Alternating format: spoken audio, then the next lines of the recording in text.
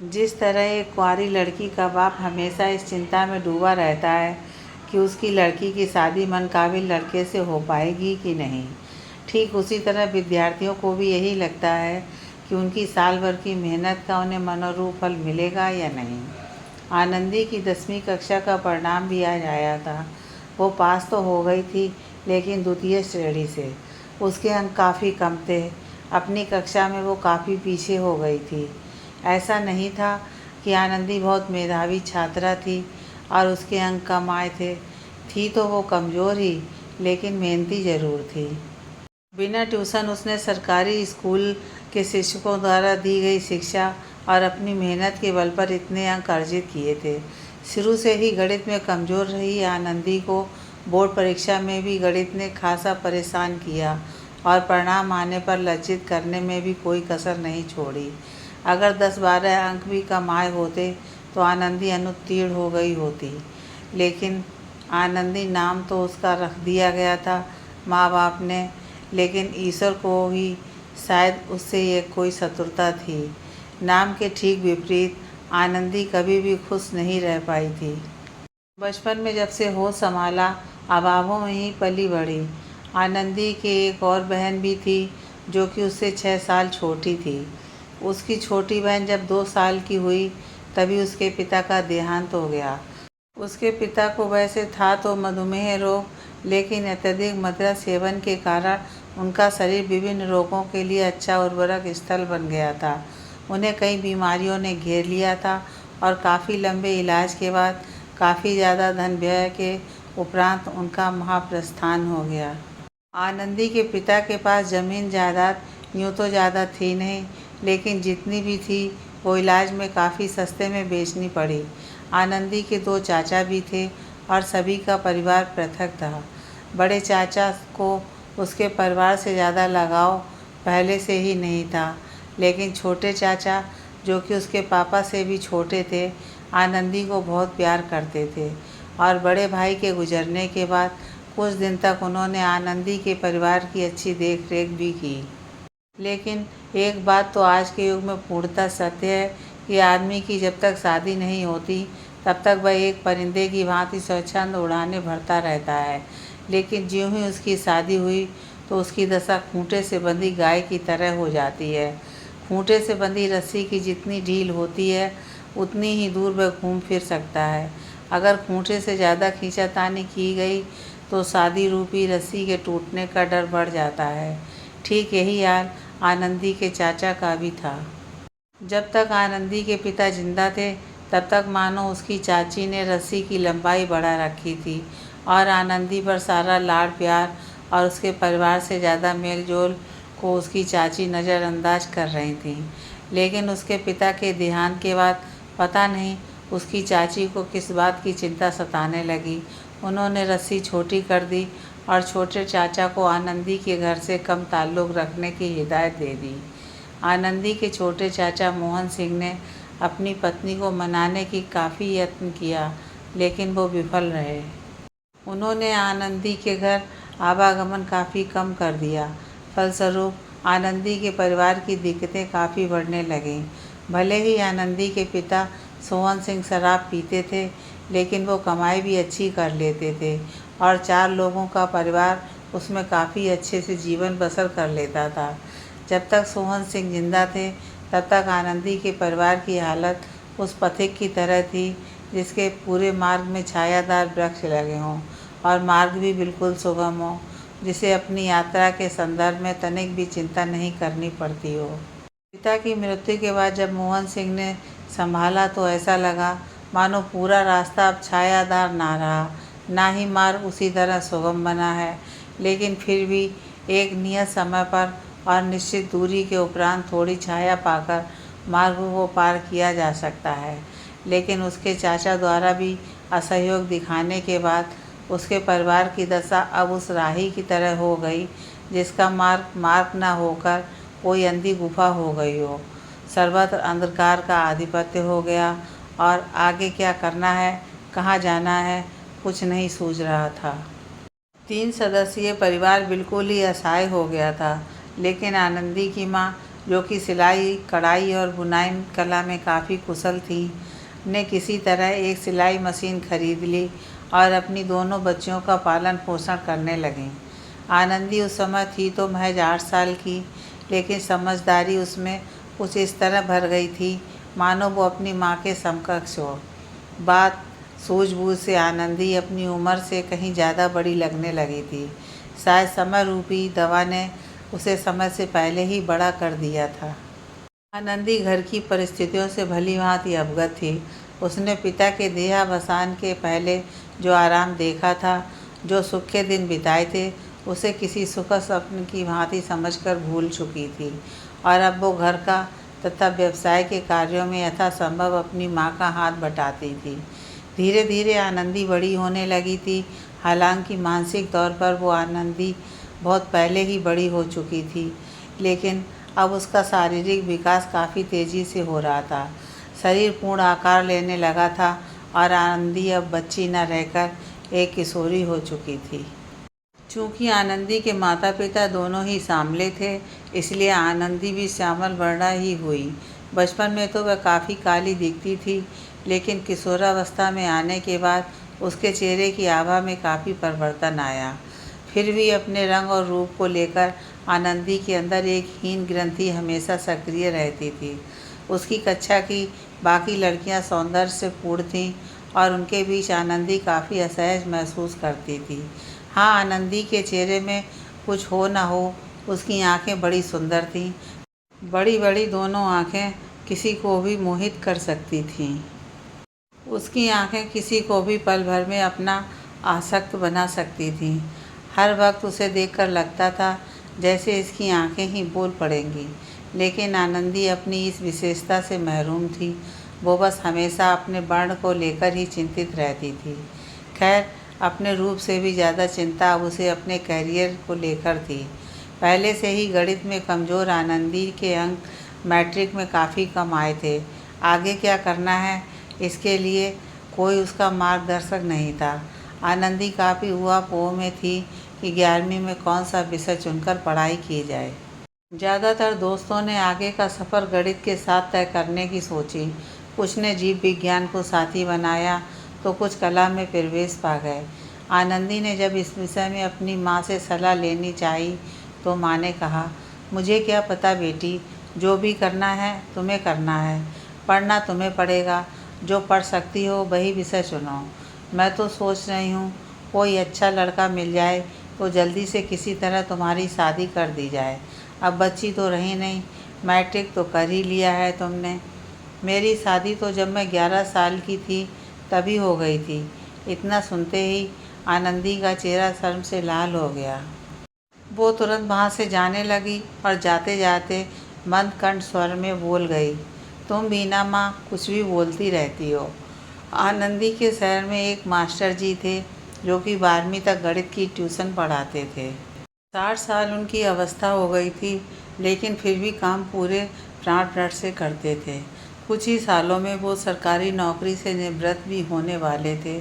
वो बगल वाले गांव में जाकर पहले दिन भर स्कूल में क्लास लिया करते थे, फिर शाम में बच्चों को ट्यूशन भी पढ़ाते थे। आनंदी की एक सहेली दिव्या, जो कि आनंदी की बहुत अच्छी दोस्त थी, ने उसे बताया कि वो बहुत अच्छा गणित पढ़ाते हैं और विज्ञान के बाकी विषय भी ठीक ठाक पढ़ा देते हैं। तुम अगर चाहो तो उनसे पढ़ लेना। तुम अपना गणित कमज़ोर होने की चिंता मत करो। वहाँ तुमसे भी कमज़ोर छात्र पढ़ने आते हैं और धीरे धीरे वो पढ़ने में काफ़ी अच्छे होते जा रहे हैं। आनंदी को उसका स्वभाव अच्छा लगा और उसने रामाश्रय सर से पढ़ने के बारे में सोच लिया। उसने दिव्या को कहा कि पहले वो एक बार उसके बारे में उनसे बात कर ले। रामाश्रय सर रेलवे कॉलोनी में रहते थे। रेलवे कॉलोनी आनंदी के घर से करीब 1 किलोमीटर की दूरी पर था। रामाश्रय सर का शरीर अब जिस अवस्था में पहुंच चुका था, उससे भी जीर्ण उनका वह किराए का क्वार्टर था जो उन्होंने रेलवे कॉलोनी में ले रखा था। सारे क्वार्टर 20वीं सदी की शुरुआती दशकों में ही बने थे। खैर, यह क्वार्टर आनंदी के लिए कोई नया दृश्य नहीं था। वो पहले भी बहुत सारे प्रायोजनों से यहाँ आ चुकी थी। उसने आखिर फैसला कर लिया था कि वो इंटर में गणित विषय चुनकर रामाश्रय सर के पास ही पढ़ेगी। 12वीं में उसने अपने शहर के ही श्री कृष्णा मारवाड़ी विद्यालय में नामांकन लिया और ट्यूशन के लिए रामाश्रय सर के पास पहुंची। पहले दिन जब 1 घंटे की क्लास खत्म हो गई तो बाकी सारे बच्चों को जाने के लिए बोलकर सर ने आनंदी को रोक लिया। उन्होंने आनंदी से कहा, सुनने में आया है तुम्हें गणित से बहुत डर लगता है। हाँ सर, बचपन से ही मुझसे मैथ कम बन पाता है। अच्छा, तो ये बताओ तुम्हें सबसे ज़्यादा मज़ा किस विषय को पढ़ने में आता है और किस विषय को तुम सबसे ज़्यादा समझ पाती हो? सर, कोई भी याद करने वाला विषय हो ना, उसको मैं 5 बार 10 बार रटकर याद कर लेती हूँ। साइंस तो मुझे समझ भी आ जाता है, लेकिन मैथ में मैं बिल्कुल पजल हो जाती हूँ। मुझसे अगर एक सवाल नहीं बन पाया तो उसके बाद तो कोई भी प्रॉब्लम सॉल्व ही नहीं हो पाता है। अच्छा, एक बात बताओ, तुम्हें मैथ बनाने से पहले ही ये लगने लगता है कि तुम नहीं बना पाओगी, इसे ये बहुत ही ज़्यादा भारी है? हाँ सर, और अगर कोई ये कह दे कि ये वाला ना बहुत ही भारी चैप्टर है तो तुम तो उसको स्टार्ट ही नहीं करना चाहती। हाँ सर, मुझे ये लगता है कि जब इससे ये नहीं बन पा रहा है तो मुझसे ये कैसे बनेगा, और सच में मैं अगर कोशिश भी करती हूँ तो नहीं बन पाता है। हाँ, तो आज से तुम ये जान लो कि कोई भी मैथ्स हो वो तुमसे पलक झपकते ही बन जाएगा। बस तुम्हें यही सोचना है कि ये मुझसे बन जाएगा। तुम ये सोचो ही मत कि किससे ये बना है और कौन कौन इसको बनाने में विफल हो रहा है। रामाश्रय सर गणित के अच्छे शिक्षक तो थे ही, साथ साथ उनकी बढ़ती उम्र और उसी अनुपात में उनके बढ़ते अनुभव ने उन्हें एक अच्छा मनोविज्ञानी भी बना दिया था। वो अब सही सही कारण जान चुके थे आनंदी के गणित में कमज़ोर होने का, इसलिए मैथ्स पढ़ाने से पहले आनंदी को अच्छा मार्गदर्शन देना ज़रूरी था। सबसे पहले उसमें ये विचार भरने की ज़रूरत थी कि वो मैथ को आसानी से बना सकती है। वास्तव में रामाश्रय सर एक शिक्षक ही नहीं थे, वो असली गुरु थे, जो कि ना सिर्फ पाठ्यक्रम के विषयों की जानकारी देता हो बल्कि ज़िंदगी के हर एक पाठ को अच्छी तरह पढ़ाता हो। यूँ भी किसी ने कहा है, हम जैसा सोचते हैं वैसा ही हम जो हैं। तो सर ने सबसे पहले शुरुआत की आनंदी में यह सोच भरने की कि वो मैथ्स बना सकती है।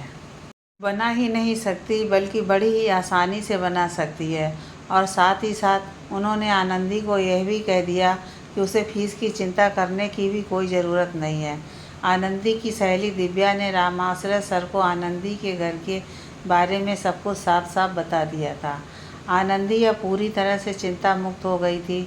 उसे अब यह लगने लगा था कि कोई सच्चा मार्गदर्शक मिल गया है। अब आनंदी के मैथ आसानी से बनना शुरू हो गया था। रामाश्रय सर उसको कक्षा में सबसे पहले बेंच पर बैठाते थे और हर एक सवाल अपने सामने बनवाते थे। धीरे धीरे आनंदी का आत्मविश्वास काफ़ी बढ़ने लगा और अब वो कक्षा में मेधावी विद्यार्थियों में गिनी जाने लगी। उसी का एक सहपाठी था प्रवीण। सचमुच में वो प्रवीण था। विशेषकर गणित के सवाल तो वो पलक झपकते ही बना देता था।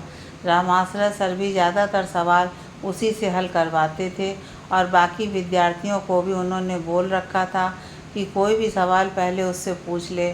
अगर प्रवीण नहीं बना पाता तो रामाश्रय सर उसको हल करते थे।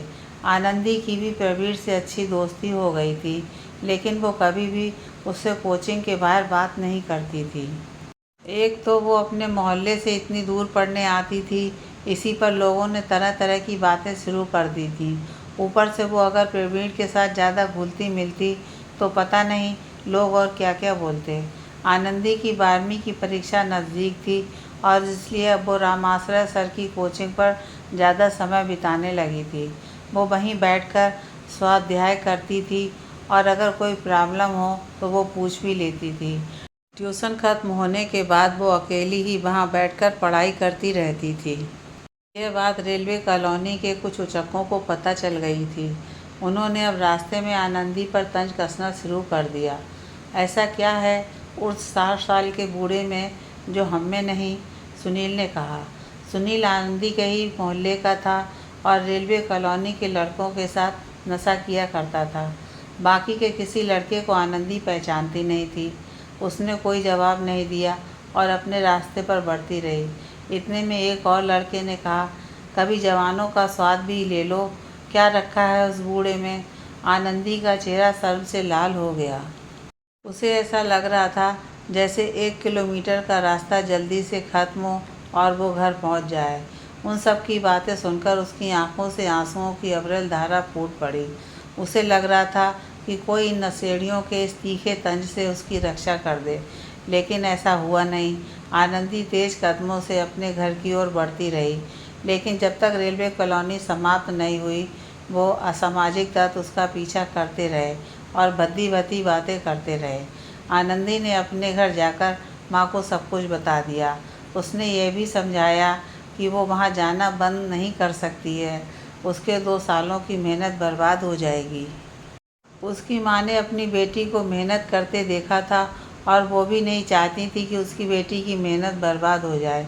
आनंदी ने अपनी माँ से कहा, माँ, उन लड़कों में एक सुनील भी था, तुम जाकर ज़रा शीला चाची को कहो ना कि वो उन लड़कों के साथ ना रहे, वो अच्छे लड़के नहीं हैं। ठीक है बेटी, मैं जाकर एक बार उनसे बात करती हूँ। चूँकि आनंदी की माँ उनकी पढ़ाई को लेकर बहुत चिंतित थी और आनंदी ने अपने क्लास में टेस्ट के बारे में बताया था कि हमेशा वो पहला या दूसरा स्थान पाती है, तो इससे उसकी माँ की अपेक्षाएं और बढ़ गई थीं। उसकी माँ अविलंब शीला चाची के यहाँ गई और उन्होंने उनके सामने वो सब कुछ बताया जो आनंदी के साथ हुआ था। कहते हैं ना, कीचड़ पे पत्थर मारोगे तो खुद ही पड़ेगा, लेकिन यहाँ तो पत्थर भी नहीं मारा और फिर पूरा कचरा खुद पे ही फैल गया। जी हाँ, सुनील की माँ ने कुछ ऐसा जवाब ही दिया आनंदी की माँ को कि उनकी माँ कुछ बोल ना सकी। उसने कहा, बा जी, कितनी सती सावित्री बेटी के लिए आप मेरे बेटे को कलंकित करने आ गई हैं। कुछ पता भी है अपनी बेटी के बारे में आपको?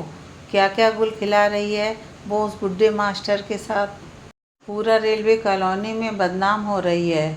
बेटी अपनी नालायक है और चली आई मुंह उठा के मेरे बेटे को खराब बताने। आनंदी की माँ को काटो तो खून नहीं, उनका शरीर जड़ हो गया था। बिना एक शब्द बोले वो वहाँ से वापस आ गईं। वापस आकर उनका मुंह बिल्कुल उतर चुका था। आनंदी समझ गई कि वहाँ क्या हुआ है। आनंदी की माँ ने रुंधे हुए स्वर में कहा, बेटा तू वहाँ जाना छोड़ दे, हमारी बहुत बदनामी हो रही है सब तरफ। माँ, आप मेरे बारे में क्या सोचती हैं? अगर आप भी वही सोचती हैं जो बाकी सब सोच रहे हैं, तो मैं अब कभी वहाँ नहीं जाऊँगी। नहीं बेटी, मुझे पता है तेरी परीक्षा नज़दीक है और तुम्हें ज़्यादा मेहनत करने की ज़रूरत है, लेकिन सोच बेटी, तेरे पापा भी नहीं हैं, तेरे लिए लड़का कौन ढूँढेगा? चल, अगर किसी ने ढूँढ भी दिया और इन लोगों ने कुछ गलत बता दिया तो तेरा रिश्ता कैसे होगा बेटी? माँ, आप इतनी चिंता क्यों कर रही हैं? अभी मेरी शादी में बहुत समय है। आप मेरी शादी की चिंता मत करिए। अभी तो मुझे बस अच्छे नंबरों से 12वीं पास करनी है और ग्रेजुएशन में एडमिशन लेना है। मैं वहाँ जाना बंद नहीं करूँगी माँ। जिसको जो बोलना है बोलते रहें। उसकी माँ ने कोई जवाब नहीं दिया। अब तो माँ को भी यही लगने लगा था कि आनंदी अपनी नाव डूबने नहीं देगी। चाहे नदी में कितना ही तूफान, कितनी ही लहरें क्यों ना आए, वो अपने नाव को किनारे लगा ही लेगी। कल फिर आनंदी रामाश्रय सर के पास पढ़ने गई और जब क्लास खत्म हुई तो उसने पिछले दिन की सारी बातें उन्हें बता दी। उन्होंने कहा, चिंता करने की कोई बात नहीं, मैं अब तुम्हें छोड़ आऊँगा। और उसी दिन से वो आनंदी को पूरी रेलवे कॉलोनी पार करा दिया करते थे। या तो उन लड़कों को रामाश्रय सर से कोई डर था या फिर किसी परहेज के कारण उस दिन के बाद से उन्होंने आनंदी को कुछ नहीं बोला। जितनी गति से परीक्षा नज़दीक आ रही थी, उसी वेग से आनंदी की मेहनत भी बढ़ती गई। आनंदी के सारे पेपर बहुत ही अच्छे हुए, विशेषकर गणित का एग्ज़ाम तो उसका बहुत ही अच्छा हुआ। गणित को काफ़ी बेहतर करने के बावजूद आनंदी ने यह तय कर लिया था कि वो स्नातक में इतिहास विषय को चुनकर पढ़ाई करेगी और बीपीएससी की परीक्षा पास करना अब उसके जीवन का अंतिम लक्ष्य बन गया था। आनंदी के इम्तिहान खत्म हो चुके थे, फिर भी वो रामाश्रय सर के पास जाकर पढ़ाई कर रही थी। इन 2 सालों में आनंदी न सिर्फ पढ़ाई में मजबूत हुई बल्कि अब उसका आत्मविश्वास भी काफ़ी बढ़ गया था। अब उसे कोई भी लक्ष्य ज़्यादा मुश्किल नहीं लगता था। अब चूँकि उसने बीपीएससी के बारे में ठान लिया था, तो बिना इंटर का परिणाम आए ही वो उसकी तैयारी में लग गई। रामाश्रय सर ने उससे पूछा कि अगर तुम्हारे अंक इंटर में अच्छे आए तो पटना में एडमिशन लोगी ना? नहीं सर, मैं माँ को छोड़कर पटना में नहीं रह सकती। मैं यहीं रहकर अपना ग्रेजुएशन कंप्लीट करूँगी और साथ ही साथ बीपीएससी की तैयारी भी करती रहूँगी। माँ को अकेले केवल छुटकी के साथ छोड़ना अच्छा नहीं होगा। एक बात कहूँ, तुम यहीं पर कुछ बच्चों को क्यों नहीं पढ़ा देती? इससे तुम्हारे आगे किताब वगैरह खरीदने में सहूलियत होगी और माँ की भी मदद हो जाएगी। तुम्हारी छुटकी भी तो धीरे धीरे बड़ी हो रही है, उसकी पढ़ाई में भी तो खर्चे बढ़ेंगे ना। हाँ सर, आप सही कह रहे हैं। मैं एक आध घंटे तो बच्चों को पढ़ाने के लिए निकाल ही सकती हूँ। आनंदी वहीं उनके पास छोटे बच्चों को ट्यूशन पढ़ाने लगी और खुद भी वहीं बैठकर पढ़ती थी। आनंदी के 12वीं का परिणाम आ गया और सच ही कहा गया है कि मेहनत बेकार नहीं जाती। आनंदी की मेहनत भी खूब रंग लाई और उसे पूरे अनुमंडल में सबसे ज़्यादा नंबर आया। कई शिक्षण संस्थानों द्वारा आनंदी को सम्मानित भी किया गया। आनंदी चाहती तो आराम से पटना वीमेंस कॉलेज में एडमिशन ले सकती थी, लेकिन अपनी माँ की देखरेख और अपनी बहन की पढ़ाई को भी वो सही दिशा दे पाए, इसलिए उसने मोकामा में ही राम रतन सिंह कॉलेज में एडमिशन लिया और वहीं क्लास भी जाने लगी। आमतौर पर तो इस कॉलेज में कोई क्लास करने नहीं जाता था, वो भी आर्ट्स की क्लास तो बिल्कुल नहीं। लेकिन आनंदी की लगन से प्रभावित होकर प्रोफेसर डॉक्टर नवल सर ने उसे कह दिया था कि कोई आए ना आए, रूटीन में उनकी क्लास हो ना हो, अगर आनंदी आ गई तो वो रोज़ क्लास लेंगे। आनंदी जितनी लगन से 12वीं में पढ़ रही थी, उससे कहीं ज़्यादा मेहनत अब वो करने लगी थी। अगर हमारे घर के बगल वाला आदमी भूखा सो रहा है तो हमें उससे कोई फ़र्क नहीं पड़ता। हम ये सोचते हैं कि निकम्मा है, कोई काम तो करता नहीं तो खाएगा क्या। एक बार उससे पूछने तक भी नहीं जाते कि आखिर बात क्या है। लेकिन वहीं अगर उसके घर में रोज़ स्वादिष्ट भोजन बनने लगे, रोज़ मिठाइयाँ आनी शुरू हो जाएं, तो हमारी नाक में उसकी सुगंध आते ही हमारे माथे पर बल पड़ जाता है। हम इस सोच में पड़ जाते हैं कि कैसे आखिर इस निकम्मे के घर में इतनी खुशहाली आ सकती है। हो ना हो, इसने ज़रूर कोई गलत काम करना शुरू कर दिया है और इतने से ही हम संतुष्ट नहीं होते, बाकी लोगों को भी अपने मन में पैदा हुए उसके काले कारनामे से अवगत करा देते हैं। ठीक ऐसा ही हुआ आनंदी के साथ भी। जब उसके पिता की मृत्यु हुई तो सभी ने बस उनके चौथे पर जाकर औपचारिकता पूरी कर दी। बाद में उसके छोटे चाचा के अलावा कोई भी उसका और उसके परिवार का हाल लेने नहीं आया और ना ही किसी ने उसे और मेहनत करने की सलाह दी। कक्षा 10 में कम अंक आने पर, लेकिन वहीं आनंदी जब 12वीं में पूरे तहसील में टॉप कर गई तो सबकी आंखों में खटकने लगी।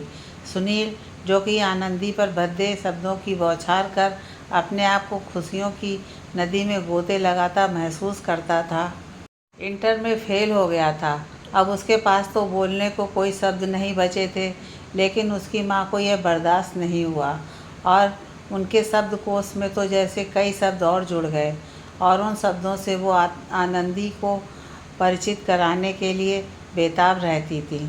जब भी आनंदी पर उनकी नज़र पड़ती तो जैसे किसी रस्म रिवाज में दूल्हे या दुल्हन के ऊपर अक्षत फेंकते हैं, वो आनंदी पर 2-4 कटु शब्द उड़ेल ही देती थी। मास्टर की रखैल बनकर टॉप करने से तो अच्छा है मेरा बेटा फेल हुआ है, कम से कम अगली बार पास तो होने की उम्मीद है। तुम जो इज्जत मास्टर के पास रख आई हो वो कैसे वापस होगी। फिर कभी आनंदी की माँ को सुना के बोलती, ज़रा अपनी छोटी बेटी का भी तो ख्याल करो। अरे इसका क्या है, कोई नहीं ब्याहेगा तो मास्टर के साथ ही रह लेगी, पर जितनी बदनामी इसने कर रखी है, ऐसे में छोटी बेटी से कौन ब्याह करेगा। शुरू में तो यह शब्द जैसे आनंदी को किसी बाढ़ की तरह चुभे।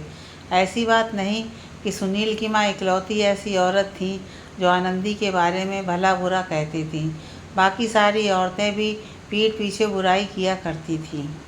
आनंदी, जो कि पहले से ही कलंक को अपना साथी बना चुकी थी, अब उसने ये मान लिया था कि यह सब एक कठिन मंजिल को हासिल करने वाले मुश्किल मार्ग में मिलने वाली बाधाएं हैं। ये वो कांटे हैं जिनसे उसे बचकर अपना सफ़र तय करना होगा। अगर कोई कांटा चुभ भी जाता है तो उसे निकालकर आगे बढ़ते रहने पर ही उसे मंजिल मिलेगी। खैर, लोगों के ताने चलते रहे और चलता रहा वक्त भी। ग्रेजुएशन के पहले, दूसरे और अंतिम साल में भी आनंदी ने काफ़ी अच्छे अंक लाए और कॉलेज में तो दूर दूर तक कोई उसके समकक्ष नहीं था। साथ ही साथ जब आनंदी स्नातक के अंतिम साल में थी तो उसने बीपीएससी की परीक्षा भी दी थी। बीपीएससी की प्री और मेंस दोनों परीक्षाएं सफलतापूर्वक पास करने के बाद आनंदी साक्षात्कार भी दे चुकी थी और अंतिम मेधा सूची की प्रतीक्षा कर रही थी। बीपीएससी जैसी परीक्षा पास कर आनंदी ने अपने आलोचकों का मुंह बंद कर दिया। जब लोग उसके बारे में भला बुरा कहते थे तब उसने जवाब में एक शब्द नहीं कहा। सारी बातों को अपने अंदर पचाती गई और उन्हीं बातों को याद कर अपने अंदर एक नई सकारात्मक ऊर्जा का निर्माण कर अपने लक्ष्य की ओर बढ़ती रही।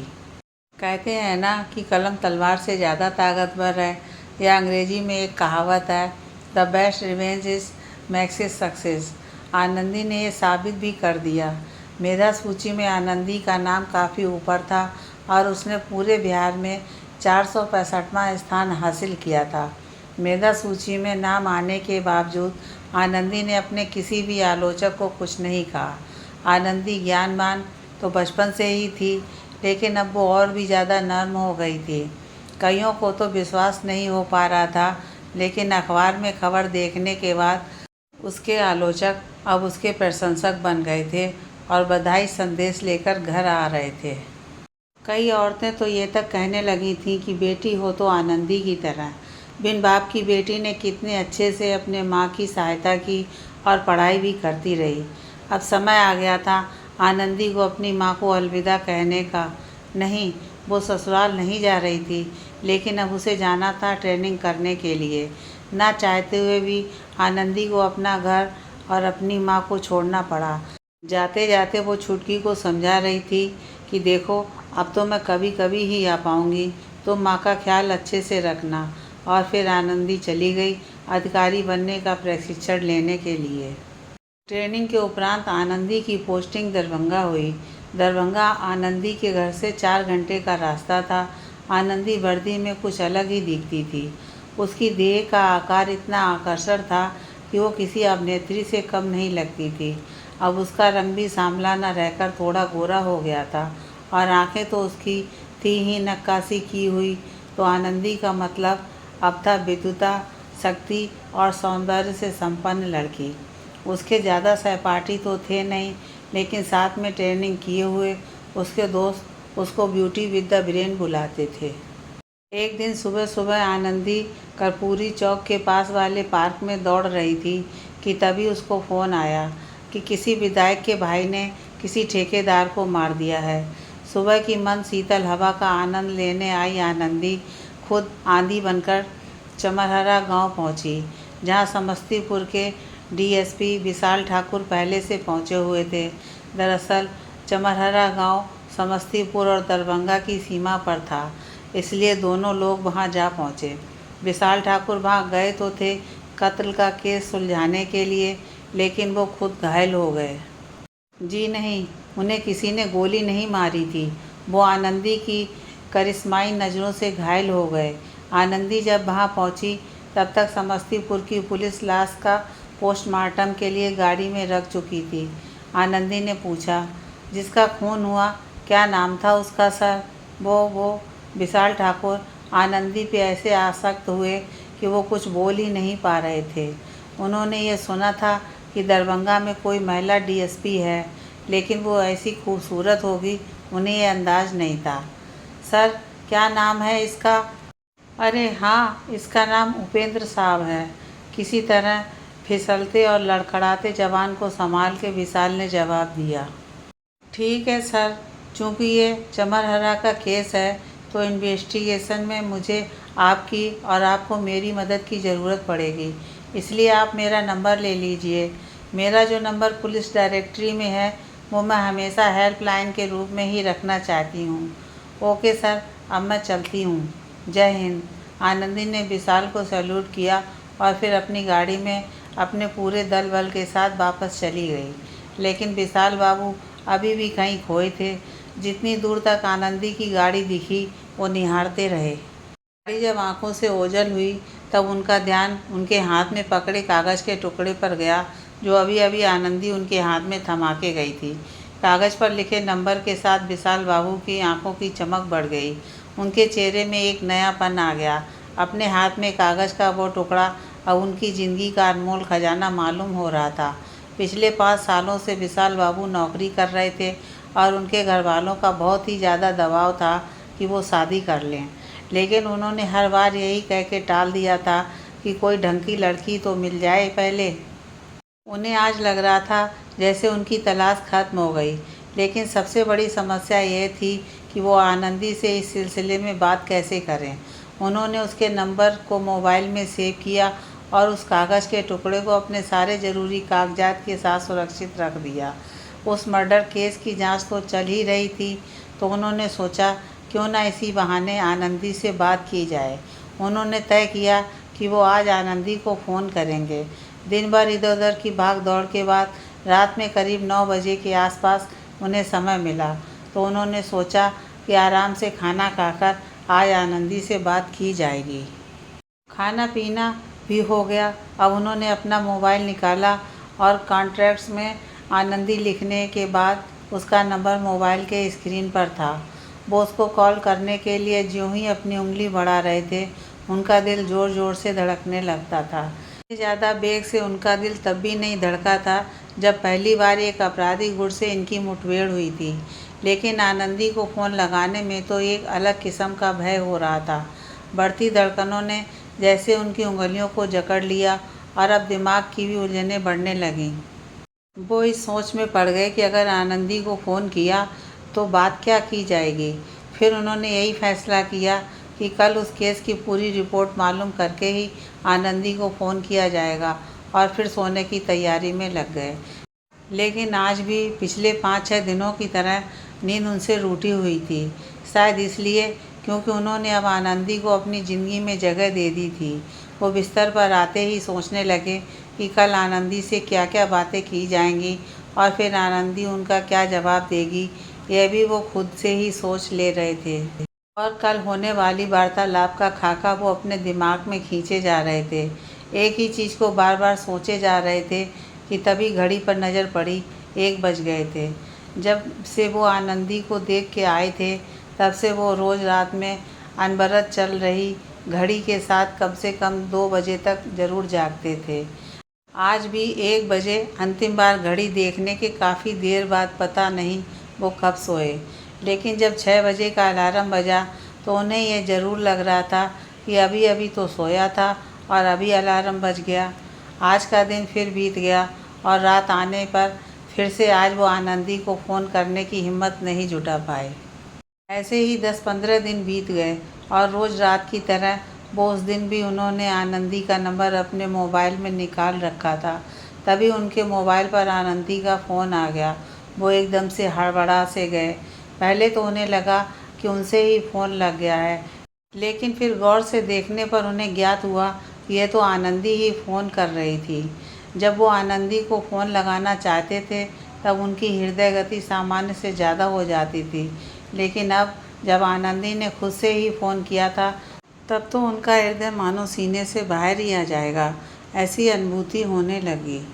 उनके हाथ कांपने लगे और जैसे पूरी देह में एक कंपन सा हो रहा था। किसी तरह इन सारी परिस्थितियों से जूझते हुए उन्होंने फ़ोन उठाया। हेलो, आनंदी ने ही शुरुआत की, क्योंकि विशाल बाबू तो कुछ बोल ही नहीं पाए थे और आनंदी के हेलो बोलने के बाद भी वो कुछ देर तक कुछ नहीं बोल पाए। हेलो विशाल सर। हाँ आनंदी बोलो।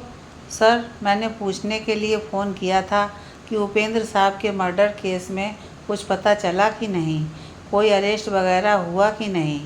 हाँ, इन्वेस्टिगेशन चल रही है और उसके भाई को ही गिरफ्तार किया गया है। Okay sir. और सर, मेरी तरफ से कोई हेल्प तो नहीं चाहिए ना? चाहिए होगी तो बता दीजिएगा। तुम्हारी ही मदद की तो अभी मुझे काफ़ी ज़रूरत है, विशाल बाबू ने मन ही मन कहा और थोड़ी देर चुप रहे। Hello sir. हाँ हाँ आनंदी, कुछ भी होगा तो मैं तुम्हें बता दूँगा। ठीक है सर, और बताइए सब कुछ सही है ना? उसके इतना पूछने पर फिर से विशाल बाबू अपनी यादों में खो गए और ये सोचने लगे कि कुछ भी तो ठीक नहीं है और इस ठीक नहीं का कारण भी तुम ही हो।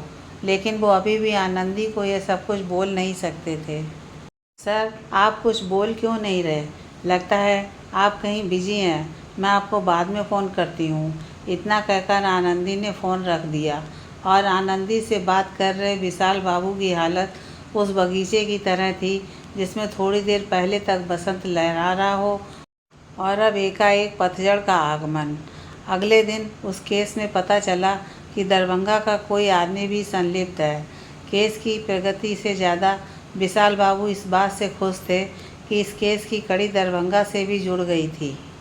आज उन्होंने बेधड़क आनंदी को फ़ोन घुमाया और केस के संदर्भ में सारी जानकारी उसे दी। साथ साथ आनंदी द्वारा पूछने पर कुछ व्यक्तिगत वार्तालाप भी हुए। अब तो जैसे ये केस बहाना बन गया था, दोनों अब काफ़ी लंबे समय तक फ़ोन पर बातें करने लगे थे।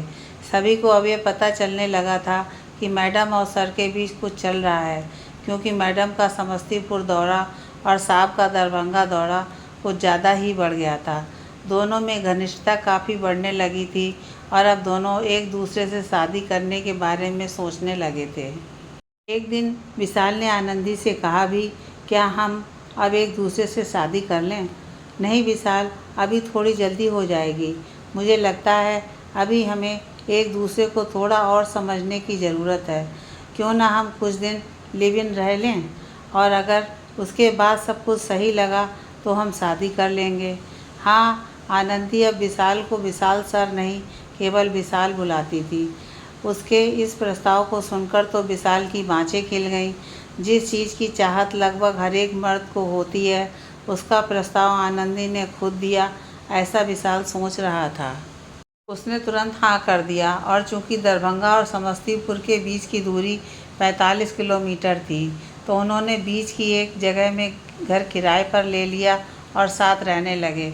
विशाल की अपेक्षाएं अब आनंदी से थोड़ी बढ़ गई थी। दिन भर तो दोनों अपनी अपनी ड्यूटी में व्यस्त रहते थे। शाम को घर आने के बाद बगल के ही मैदान में थोड़ा साथ साथ घूम टहल लेते थे। रात में आनंदी ज़्यादा से ज़्यादा बात करना चाहती थी, लेकिन विशाल की कामेक्षा उस पर हावी होती जाती थी। चूँकि आनंदी का रुझान उस तरफ थोड़ा सा भी नहीं था, इसलिए विशाल भी अपनी इस इच्छा को उजागर कर बुरा नहीं बनना चाहता था। लेकिन अब उसके व्यवहार में एक चिड़चिड़ापन आ गया था और अब आनंदी के प्रति वो थोड़ा रूखा और उदासीन रहने लगा था। इधर किसी तरह आनंदी के मोहल्ले के लोगों को उसके बारे में पता चल गया था कि आनंदी बिना शादी किए ही किसी लड़के के साथ एक घर में रह रही है। वहाँ तो जैसे कोई तूफान आ गया और कई दिनों से बेरोजगार पड़े लोग, विशेषकर महिलाओं को परनिंदा का बहुत बड़ा मौका आनंदी ने दे दिया था। अवसर होगी अपनी जगह, लेकिन यह क्या बात हुई कि बिना ब्याहे ही किसी लड़के के साथ एक घर में रह रही है? बताइए, चरित्र वगैरह कोई चीज़ होती है कि नहीं? अरे हम तो पहले से ही कहते थे कि वो लड़की ऐसी ही है। जब नई नई जवानी में कदम रख रही थी तो दिन रात उस बूढ़े मास्टर के पास पड़ी रहती थी और कलंक मेरे बेटे पर लगाती थी कि वो छेड़ता है उसको। अरे तुम्हें कोई क्यों छेड़ेगा? अब देखिए, अब तो और छूट मिल गई है ना उसको। अब वो बिन शादी के ही साथ रह रही है। सोचिए, अगर शादी नहीं की तब तो सब कुछ गया ना इसका, और अगर शादी कर भी ली तो एक जात के हैं नहीं दोनों। अवसर होने से क्या हो जाएगा, है तो चरित्रहीन ही ना। ये सारी बातें जानबूझकर सुनील की माँ आनंदी के घर के बाहर उसकी माँ को सुनाकर अपनी एक पड़ोसन से कर रही थी। आनंदी की माँ को ये सब सुनकर काफ़ी गिलानी हुई और उसने आनंदी को फ़ोन लगाया। बेटी, तुम ये क्या कर रही हो? शादी के पहले ही किसी और के साथ? माँ, हम बस साथ रह रहे हैं। शादी के पहले एक दूसरे को समझना ज़रूरी है ना माँ? पर तुम मुझ पर भरोसा रखो माँ, मैं ऐसा कुछ भी गलत नहीं करूँगी। माँ ने आगे कुछ नहीं बोला और फ़ोन रख दिया। उधर विशाल की कुंठा विशाल रूप लेती जा रही थी। ये बात आनंदी भी पूरी तरह से समझ गई थी और ये जान गई थी कि विशाल बस उसे हासिल करने की चाह रखता है। उसके और किसी बात से विशाल को कोई मतलब नहीं है। एक दिन किसी बात को लेकर विशाल ने आनंदी पर हाथ उठा दिया। उस दिन उसी समय आनंदी वो घर छोड़कर चली गई और उसके बाद विशाल के फ़ोन का भी कोई जवाब नहीं देती थी। विशाल ने एक दो बार दरभंगा जाकर उससे माफ़ी मांगने की कोशिश भी की, लेकिन आनंदी कुछ भी सुनने को तैयार नहीं थी। आखिर उसने विशाल को यहाँ तक कह दिया कि अगर वो दरभंगा आना बंद नहीं करेगा तो वो उसके खिलाफ़ एप्लीकेशन डाल के दूसरी जगह पोस्टिंग करवा लेगी। उसकी इस धमकी के बाद विशाल फिर कभी भी आनंदी के पास नहीं गया। आनंदी का जीवन अस्थिर हो गया था। विशाल का आना शुरुआत में उसकी ज़िंदगी में समुद्र की हल्की लहरों की तरह था, जो कि अपने सौंदर्य से मोहित करने के साथ ही अपनी शीतलता से प्रफुल्लित भी करती है। लेकिन कब उन लहरों ने सुनामी का रूप ले लिया, यह आनंदी को पता नहीं चला और सब कुछ बर्बाद कर चली गईं। अब फिर से ज़िंदगी गुलजार हो पाना बहुत मुश्किल था। आनंदी काफ़ी उदास रहने लगी थी। उसे पता चला कि दरभंगा के एसपी बदलने वाले हैं। नए एसपी के स्वागत के लिए आनंदी खुद उनके दफ्तर गई थी। आनंदी को वहां जाकर बहुत बड़े आश्चर्य का सामना करना पड़ा, लेकिन यह एक सुखद आश्चर्य था। उसका सहपाठी रह चुका प्रवीण आज दरभंगा का एसपी बनकर आया था। 12वीं के बाद प्रवीण मोकामा छोड़कर चला गया था और उसके बाद आनंदी से उसका कोई संपर्क नहीं हुआ था। दोनों एक दूसरे को देखकर चौंक गए। उसके बाद उनके बीच बातें होने लगीं। बरसों बाद हुई इस मुलाकात में दोनों लगभग 2.5 घंटे तक बातें करते रहे। बरसों तक संपर्क विहीन रहने के कारण एक दूसरे की जानकारी के अभाव में जो खाई बन गई थी, उसके ऊपर सेतु बनाने की ये पहली प्रक्रिया शुरू हो गई थी। उन दोनों ने उस 2.5 घंटे में एक दूसरे के जीवन से अनुपस्थित रहे दिनों की चर्चा की और मोबाइल नंबर का आदान प्रदान हुआ। प्रवीण से आनंदी की बातें अब काफ़ी ज़्यादा होने लगी थी। वो किशोरावस्था से ही उसे जानती थी और अभी भी प्रवीण उसी तरह था, ज़्यादा बदला नहीं था। इसलिए वो उसे अपना शरीके हयात बनाना चाहती थी। यही हालत प्रवीण की भी थी। 10वीं में ही उसने उसको पसंद कर लिया था, लेकिन कम उम्र, समाज का डर और आनंदी क्या सोचेगी, यह सोचकर उसने उस समय मन की बात मन में ही रख ली थी। लेकिन अब जबकि फिर से दोनों एक दूसरे के करीब थे, तो उसने कई बार आनंदी के समक्ष शादी का प्रस्ताव रख दिया था।